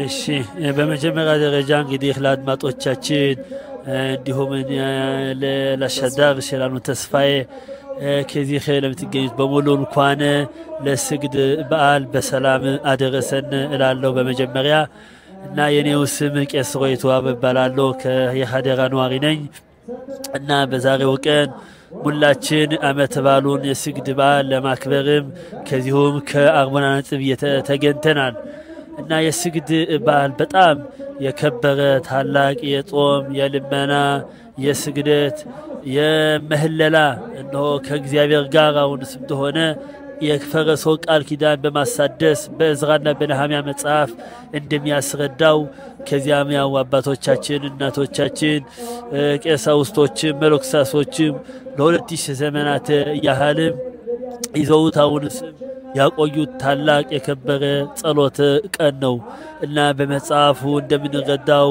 ከባቢሎን ተሰደው ከ70 ዓመትም አሁን ለ70 ዓመት ያህል ከዚያ በስደት ሀገር ኑረው እዚች ሀገርም እንደገና ዙሮ አምላክም መልሷቸው ከዚች ሀገር ሲመለሱ ከዚች ያው ከኢየሩሳሌም ውስጥ የፈረሰው ቤተ እግዚአብሔርን በመስራት የኢየሩሳሌም ግንቦችን በማሳደስም እዚያም በኋላ አሁንስ እንደሆነ አንድ ትንሽ ስተትም ስተው ነበር ከሀገሩ ህዝብ ጋር ተጋብተው ነበር ያ በዛን ሰዓት እዝራ ቆሞ በሉ እንግዲህ ያን ስተትን አርሙ ይላችሁ እንድ ታወጧቸው እነዚያ ያገባችኋችሁ ሴቶች እያሉ ህዝቡን ሁሉ እንዲያከወይነን ስርዓት ከሆነ በኋላ ህዝቡን ሁሉ አከማችቶ ይላል በመጽሐፉ እዝራ ከውሃው በር ላይ ቆሞ ከእንጨቱ መረባረብ ላይ እንደሚለው በመጽሐፉ ከፍ ያለ ቦታ ነው ካህናቶቹም አሁን ቆመው እንደሚመርቁ ከፍ ያለ ቦታ እንደዚሁ ደግሞ እዝራ ቆሞ ህዝቡን ሁሉ ዛሬ አሁንስ እንደሆነ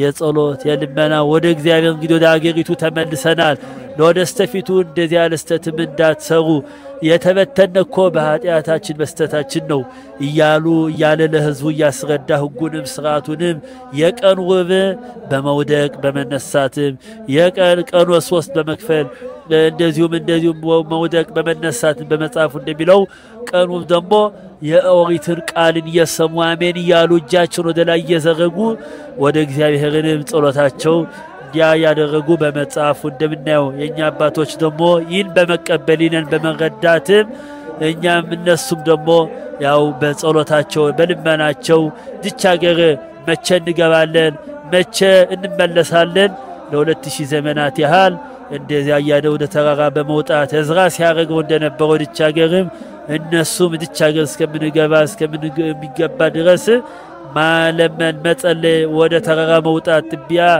ድንጋይ እየተሸከሙ ጥቢያነስን ሰዋፈር ለብሰው እንደሚለው በመጽሐፉ እነሱም ደግሞ እንደዚህ ያደረጉ ያው ሲለምኑና ሲጸልዩ ሲሰግዱ በኢትዮጵያ በዚህ ሀገርም እስከምንገባ ድረስ እዚች ሀገርም ብንገባም ተጠይቋል ከሳውስቶቹም ገብታችኋል ህልሙ ተሳክቷል ጸሎታችሁ ሰምሯል ለቅድስት ሀገር ለኢየሩሳሌም በቅታችኋል ለምን ያው ለምን ታከብሩታላችሁ ይሄንን የስግድ በዓል ስግደታችሁ ሰምቷል አዎ ምንም ብንገባ ስለ ቤተ መቅደሱ ጠይቀው ነበር ይባላል ቤተ መቅደሱ ፈርሷል አሏቸው ቤተ መቅደሱ ነፈረሰማ ምንም ልቻገርን ገብተን ብንሰግድ መሬቷን ብንስም ገና ቤተ መቅደሱ እንደፈረሰ ነው ያል አሁንስ እንደሆነ ፍቅሩን ሰላሙን የዛን ያህል ነው ህጉ ስርዓቱንም እንደነበረው እንደ አስተማሩና አይደለም በማለትም ቤተ መቅደሱ እስከሚሰራ ድረስ ሃይማኖቱ እንደቀድሞ እስከሚመለስ ድረስ ፍቅሩን ሰላሙን እንደምናየው እንደምናውቀው ጦርነቱም ሁለመናው ህመሙ በሽታውንም ለዚህ በአመት አንድ ጊዜ ጸሎት ብናደርግ ይሄ ይበጃል እንጂ ለማልንጃ ይጎዳም በማለትም እስከዛሬ ድረስ በደንብ ነው ያውና ከብራለን እንደነበረውና እስራኤል አምላክ ደግሞ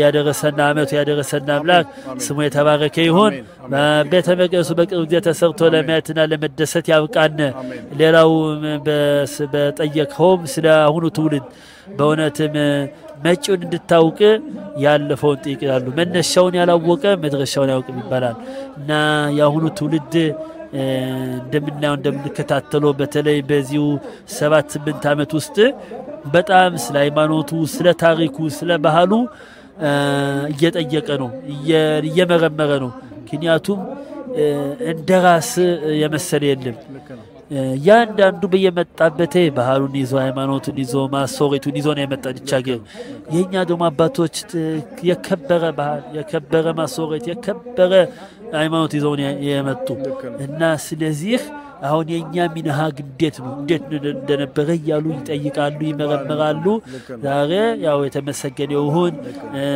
የክህነትም ትምህርት ቦታም እንደዚሁም ተከፍቷል በአሽከሎን ከዚያምኛም ተመድበን ያው በሊቀ ካህኑ ስም ባባ መልኬ ያው ልጅየውም ከዛ ቦታውንም በማሰማራትም እኛም ከዛ ሚደን በሳምንት አንድ ጊዜ የክህነት ትምህርትን ያስተማር ነው ይህም ያሳየው ምንድነው የሃይማኖቱን የነበረው እንዳይጠፋ በማለትም ያው የክህነቱን ስርዓት እንዲቀጥል ይህ ሁሉ የሚደረገው በእውነትም ትውልዱ ስላሰበበት እዛ የሚመጡት ገና የ25 የ24 እድሜ የሆኑ ልጆች ናቸው እንግዲህ እንዳይጠፋ በማለት ነው መጪው ትውልድ የተቆረቆረ ነው ለሃይማኖቱ ይደስ ይላል በጣም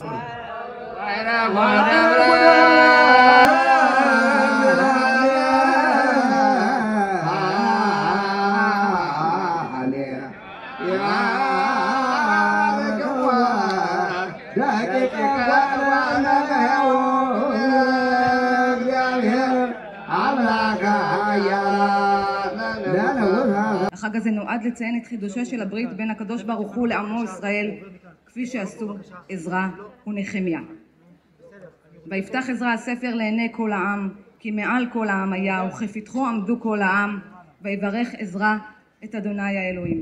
ויענו כל העם, אמן אמן, במו על ידיהם, ויקדו וישתחוו לאדוני אפיים ארצה. ויקומו על עומדם, ויקראו בספר תורת השם אלוהיהם, רביעית היום ורביעית מתוודים ומשתחווים לאדוני אלוהיהם. עלו מדי שנה בשנה להשתחוות למלך אדוני צבאות. מכאן שמו של החג סיגד, השתתחות, סגידה. שמו המקורי של החג הוא מחללה, שמשמעו בקשת מחילה, ממש בדומה ליום הכיפורים. חג הסיגד הוא חג לאומי במדינתנו, מהווה מקור הזדמנות להתלכד בחמלה ובאהבה למען חברה מאוחדת ולמען השבתם במהרה ששלושת החללים החטופים מהשבי በስ እግዚኦ ለኩሉ ዘሥጋ ሥጋ የለበሱ እስትንፋስ ያላቸው ሁሉ የሚያመሰግኑት አምላክ የተባረከ የተመሰገነ ለተከበሩት ውድ ካህናትና ረበናት ለተከበሩት ፕሬዝዳንት ይስሐቅ ኤርዞግ ለተከበሩት የባህልና የስፖርት ሚኒስቴር ለተከበሩት ላሊያና ቅሊጣ ሚኒስቴር ለከፍታ ዳኛ ፍርድ ቤት ለኢየሩሳሌም ከንቲባ የኢትዮጵያ አምባሳደር ለተከበራችሁት የክኔሴት አባሎች ለአቶ ፈንታሁን አሰፋ ለሞረሸት ሊቀመንበር ለተከበራችሁት ውድ እንግዶቻችን በሙሉ እንኳን ለተቀደሰው በዓል ለስግድ በሰላም አደረሳችሁ።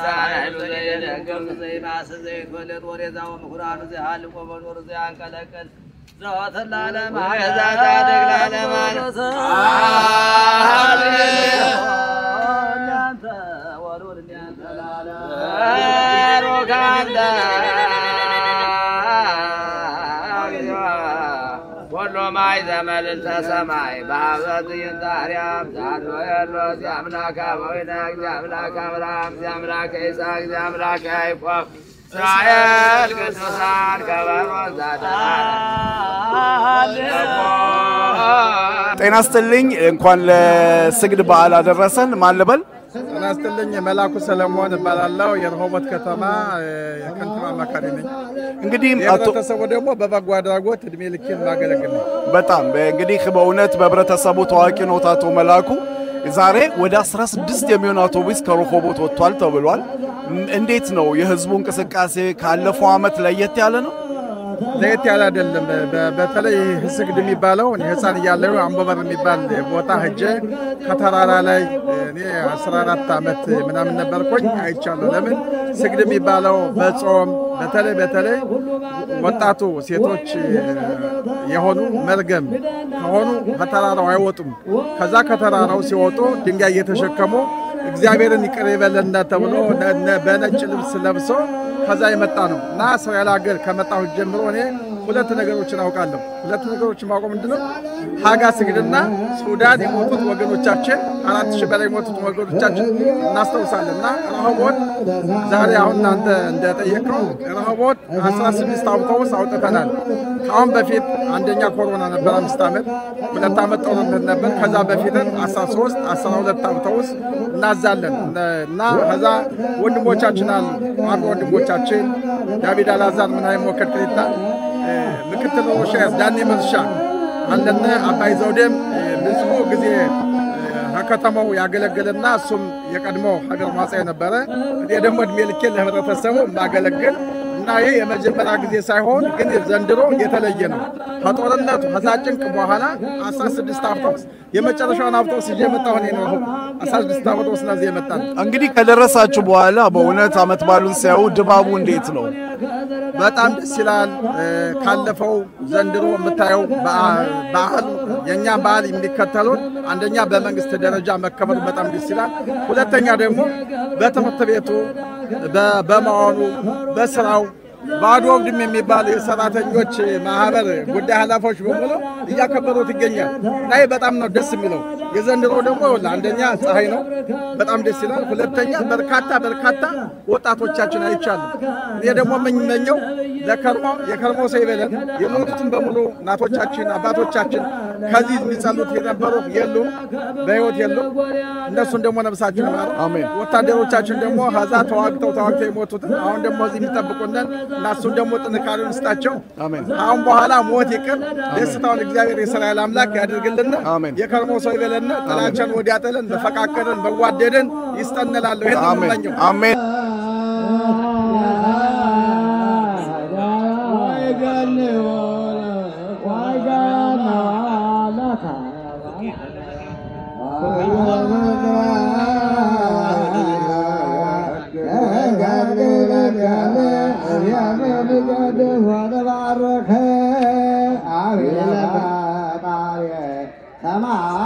ሰማይ በላይ ባሉትም በሁሉም ነገር እንዳታመልክ። ዘበውስተ ሰማያት ዘበታቲሃ ለምድር በውሃው ውስጥም ባሉት ሁሉ እንዳታመልክ። ከምድር በታች ባሉት ኢተስገድሎሙ ወኢታምልክዎሙ አትስገድላቸውም አታመልክላቸውም ይላል።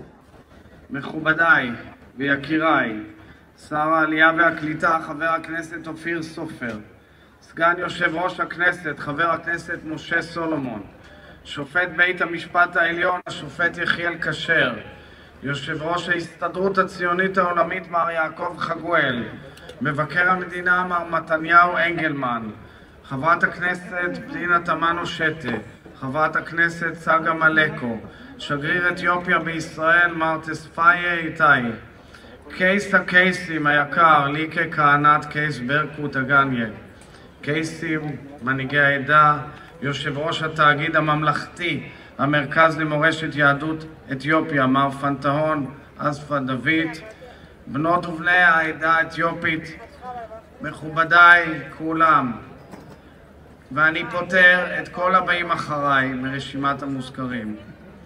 אני נרגש לעמוד איתכם כאן 50 יום לאחר יום הכיפורים ולציין יחד את חג הסיגד על אדמת ירושלים, היא ציון, במעמד קדוש של חשבון נפש, טהרה וחידוש הברית. אני מבקש לברך אתכם בברכת החג המסורתית. מלקם יסיגד בעל. אחיותיי ואחיי, מדי שנה המעמד הזה כאן בטיילת ארמון הנציב, כשאנחנו נושאים את עינינו אל עבר הר המוריה ומתפללים, מבחיש לכולנו את עוצמתו של כוח הכיסופים. במשך דורות על דורות, אלפי קילומטרים מכאן, אתם שמרתם על הגחלת, שרתם, ג'רבקו, התגעגענו לירושלם. לא הייתה זו רק כמיהה, זו הייתה אמונה יוקדת, יומיומית, שהפכה למסע אדיר והיסטורי. מסע שהיה קשה, גבה קורבנות קשים וכואבים, אבל היה בו אהבה ללא תנאי לציון. וכמה מרגש שאנחנו עומדים פה כאן מול מושא הכיסופים, הר המוריה, ומתפללים יחדיו. בשנתיים האחרונות למדנו על בשרנו את משמעותם העמוקה של כיסופים ושל תפילה. לכל אורך המלחמה שנכפתה עלינו, מלחמה צודקת מאין כמותה, להגנת עמנו ומדינתנו. התפללנו לשובם של בנינו ובנותינו החטופים, לשלומם והצלחתם של חיילינו, לביטחון עמנו, וחיבקנו את המשפחות השכולות, האהובות והיקרות. וכך הכיסופים שלכם, האמונה שלכם,